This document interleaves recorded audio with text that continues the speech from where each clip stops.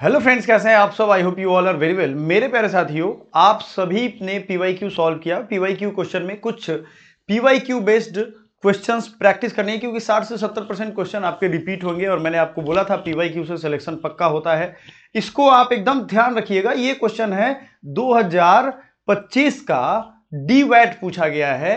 इसी बेस पे इस टाइप के जितने शॉर्ट फॉर्म या इन्वायरमेंटल यूनिट 9 के क्वेश्चन होंगे वो हम लोग कर लेंगे। इसके साथ साथ आपको मैं दिखाऊं, पहले तो आपको पढ़ाएंगे और प्रैक्टिस भी करवाएंगे, तो वीडियो में लास्ट तक बने रहिएगा। बहुत ही धमाकेदार आपको चीज भी देने वाला हूं मैं, तो इसी वीडियो में मिलेगी आपको और बने रहिएगा। देखिए, सबसे पहले तो भाई डीवैट होता क्या है। जो ये क्वेश्चन पूछा गया था आप देख लो, मैंने सॉल्व करवाया था। कुछ स्टूडेंट्स को प्रॉब्लम होती है तो वो मुझे भेजते हैं, मुझे बहुत अच्छा लगता है और उसके बाद मैं उसको और डिटेल एनालिसिस करता हूं।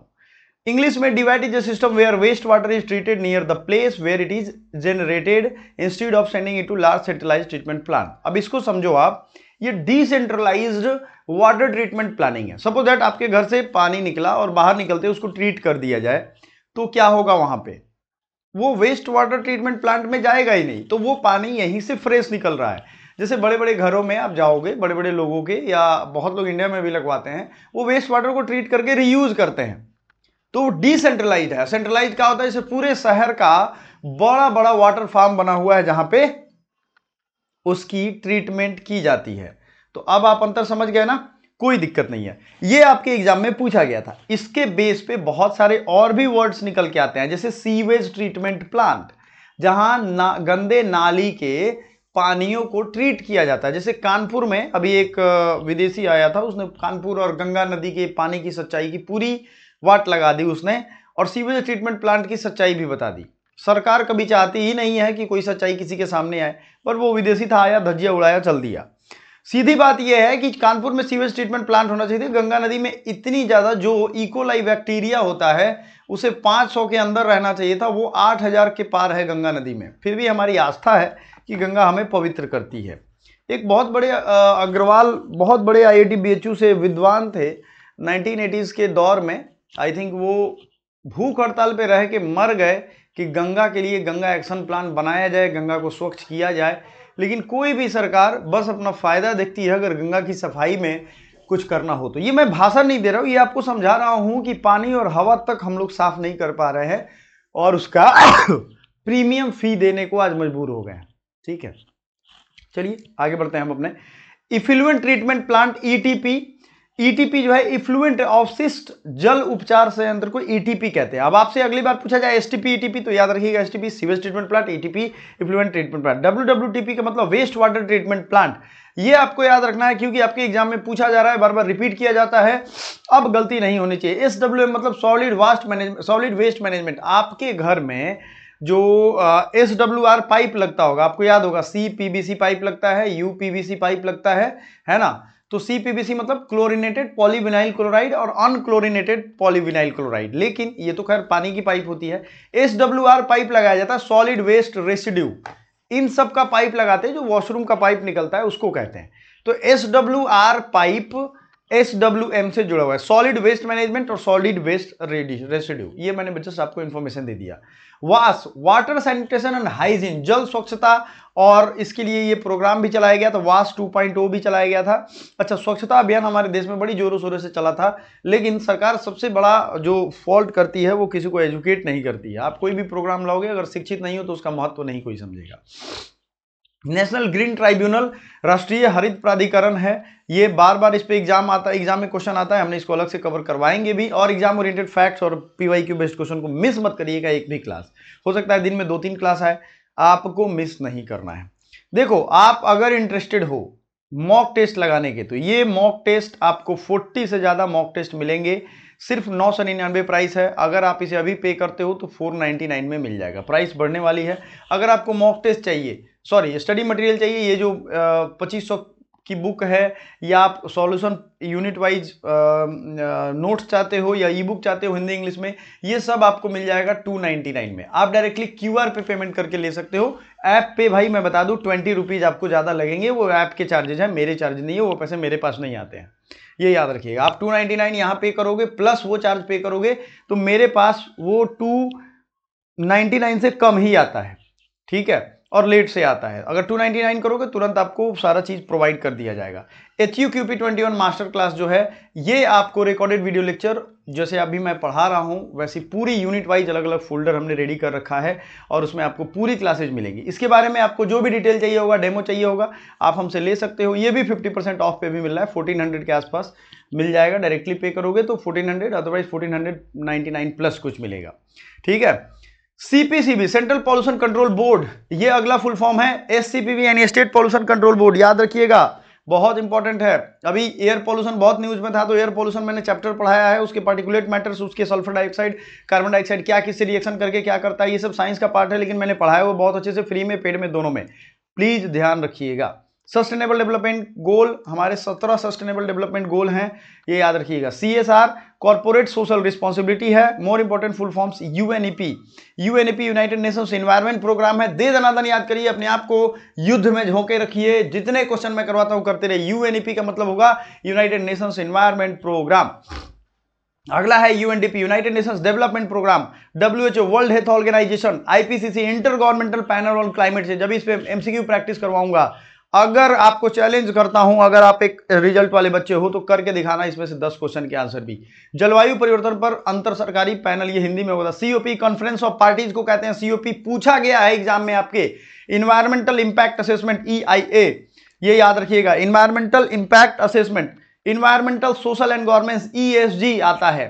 ठीक है ना, क्या आता है? ESG। MNREGA, Mahatma Gandhi national rural employment guarantee act, ये थोड़ा अलग से मैंने क्वेश्चन दे दिया आपको। Integrated child development scheme ICDS, इस तरीके के फुल फॉर्म पूछे गए हैं। ICDS प्रोग्राम कब आया था, ये आपके PYQ में आ गया है। सब PYQ से इंस्पायर्ड है। PYQ का रोल आप नहीं समझोगे, जब एग्जाम में क्वेश्चन पेपर छूटेगा तब आपको समझ में आएगा। NRLM यानी नेशनल रूरल लाइवलीहुड मिशन। अब आपको 15 MCQ मैं यहां दे रहा हूं। DWAT का फुल फॉर्म बताइए जल्दी से जल्दी। अभी आपने पढ़ा है ये DWAT का फुल फॉर्म अभी के अभी बताइएगा, मुझे बहुत अच्छा लगेगा। जो भी स्टूडेंट्स हमारे ऐप पे 12 बजे दिन में क्लास अटेंड करना चाहते हैं वो कर सकते हैं। क्लास कैसी होती है आप देख सकते हैं। ठीक है, ये याद रखिएगा।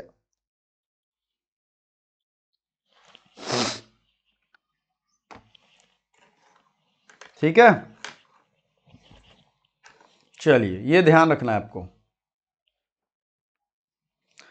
तो इसका राइट आंसर क्या होगा? Decentralised waste water treatment. जैसे इजराइल जैसे देशों में ये सब है, वहां के लोग इतने एजुकेटेड हैं, एनर्जी को और वाटर को बहुत वैल्यू करते हैं। EIA is related to education, environmental clearance, employment, energy tax. ठीक है,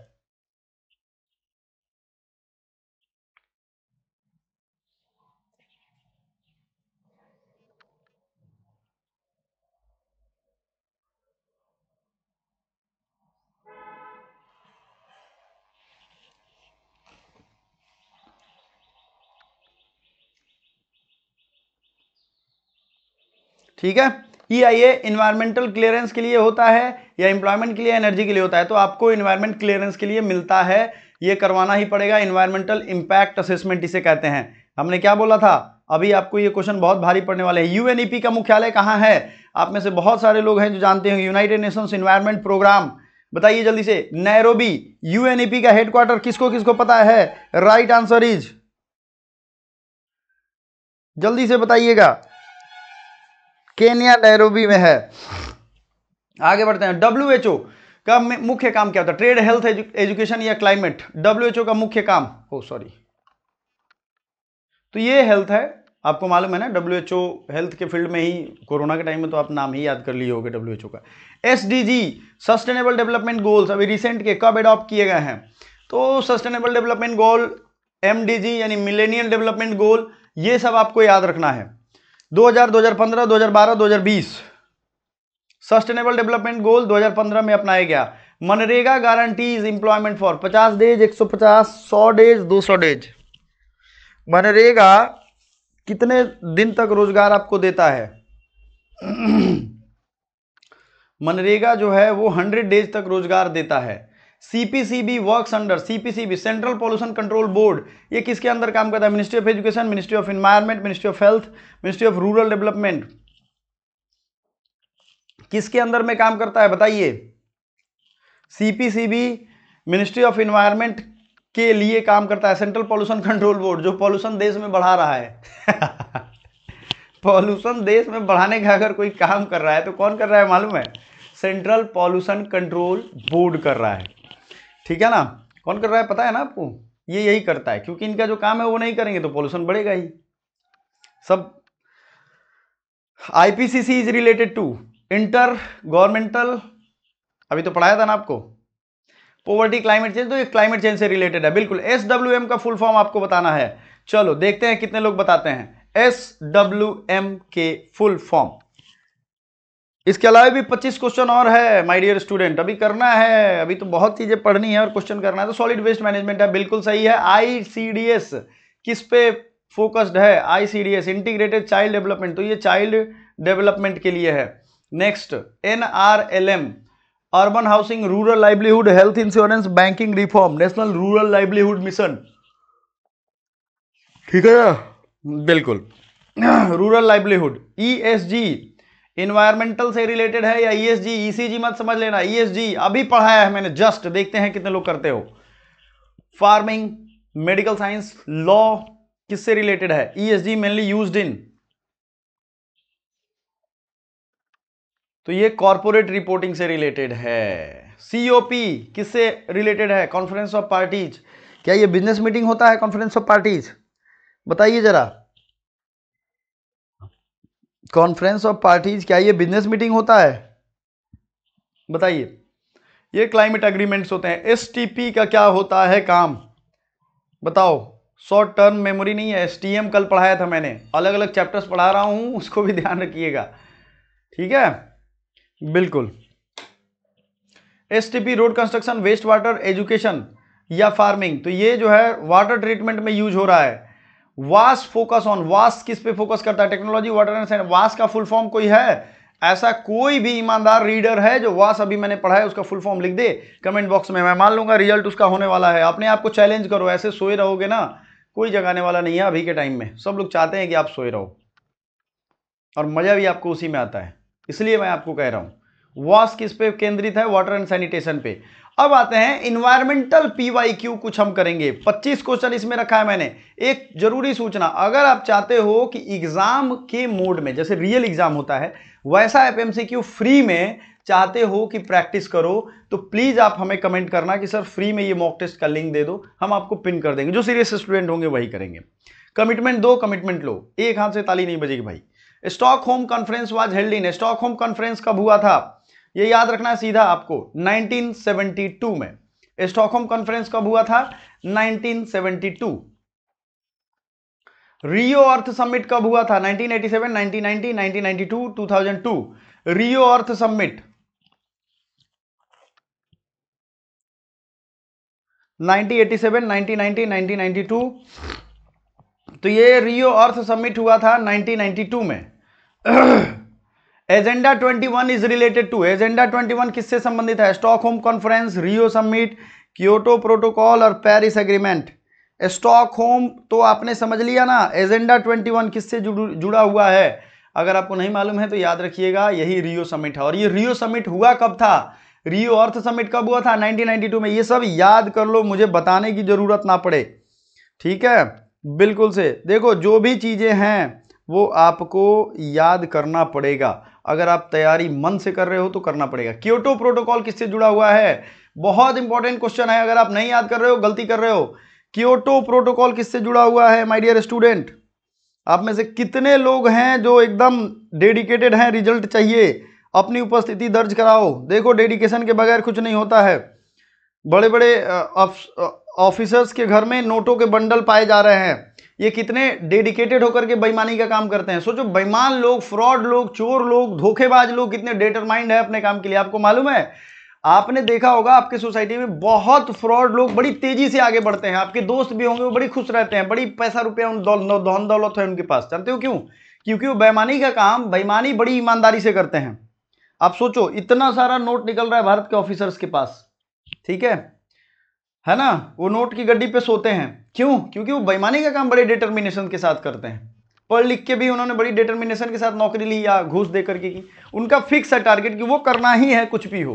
लेकिन जो अपना गोल ईमानदारी से करते हैं उनमें है कि अच्छा आज ये करते हैं कल वो करते हैं। ये बड़ी बात मैं कह रहा हूं। Kyoto protocol green house gas से रिलेटेड है, ठीक है। पेरिस एग्रीमेंट कब साइन किया गया था? तो पेरिस एग्रीमेंट भारत और पेरिस का ये बहुत बड़ा वो था, इंटरनेशनल सोलर अलायंस भी था ISA, तो ये 2015 में साइन किया गया। Chipko movement is associated with Chipko आंदोलन किससे जुड़ा हुआ है? Water conservation, forest conservation, wild life, mining. Chipko आंदोलन जो है ये फॉरेस्ट कंजर्वेशन से जुड़ा हुआ है। किससे जुड़ा हुआ है? सुंदरलाल बहुगुणा। और आपको अगर नहीं मालूम है तो PYQ 4 सालों के मैंने लिंक दे रहा हूं डिस्क्रिप्शन में, इससे रिलेटेड सुंदर बहुगुणा और 2-3 लोगों के नाम दिए हुए हैं ऑप्शन में, और आपको 3 लोगों के नाम याद होने चाहिए। वो ऑप्शन में दिया था PYQ में, सॉल्व करके देखो, अदरवाइज मुश्किल है। साइलेंट वैली मूवमेंट कहां आया था? Dam reconstruction, nuclear plant, mining या हाईवे प्रोजेक्ट। एक ही क्लास पढ़ो, इतने अच्छे से पढ़ो, इतने अच्छे से प्रैक्टिस करो कि उसमें कोई आपको छू ना सके। साइलेंट वैली मूवमेंट किसके खिलाफ था? Dam reconstruction, nuclear plant, mining या highway project. Silent valley movement तो ये डैम कंस्ट्रक्शन के लिए था। नेशनल ग्रीन ट्राइब्यूनल की स्थापना कब हुई थी? कोई भी बता सकता है? नेशनल ग्रीन ट्राइब्यूनल की स्थापना कब हुई थी? 2005, 2008, 2010, 2012।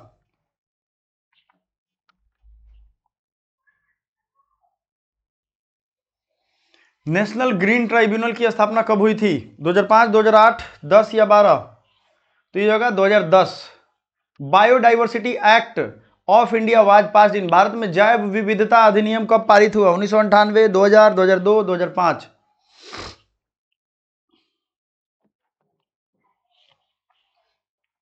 भारत में जैव विविधता अधिनियम कब पारित हुआ? 2002। Montreal protocol, ozone depletion, climate finance, forest rights और वेटलैंड। मॉन्ट्रियल प्रोटोकॉल किसके साथ डील करता है? Ozone depletion, climate finance, forest rights. Montreal protocol किससे जुड़ा हुआ है? यस, ओजोन डिप्लीशन से जुड़ा हुआ है। 4 ऑप्शन जो दिख रहे थे उसमें राइट आंसर होगा ozone depletion. Next, headquarter of UNEP. UNEP का हेडक्वार्टर कहां है? ये मैंने आंसर आपको ऑलरेडी बता दिया है। जो भी मतलब सीरियस स्टूडेंट है उनको तो मालूम हुई होगा, नैरोबी में, अभी जस्ट बताया था।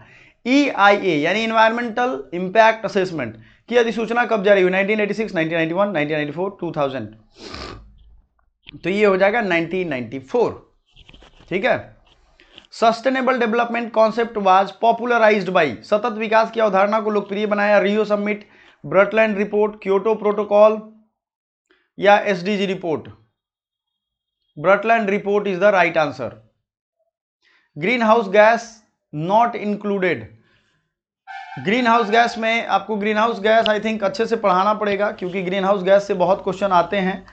जो स्टेट PCS या UPSC की तैयारी करते हैं उनको तो पता होगा। तो कौन सा गैस इसमें नहीं होता? नाइट्रोजन नहीं होता, बाकी तो CO2, मीथेन और नाइट्रस ऑक्साइड होता है भाई, ठीक है, ग्रीन हाउस गैस में। नेक्स्ट क्वेश्चन की तरफ बढ़िएगा, सभी लोग सेशन को लाइक कर दीजिएगा। SDG में कितने गोल हैं टोटल? सस्टेनेबल डेवलपमेंट गोल में जो भी होशियार बच्चा होगा वो, उसको मैंने आंसर कर दिया है, वो जरूर बताएगा इसको। सस्टेनेबल डेवलपमेंट गोल में कितने हैं? 17।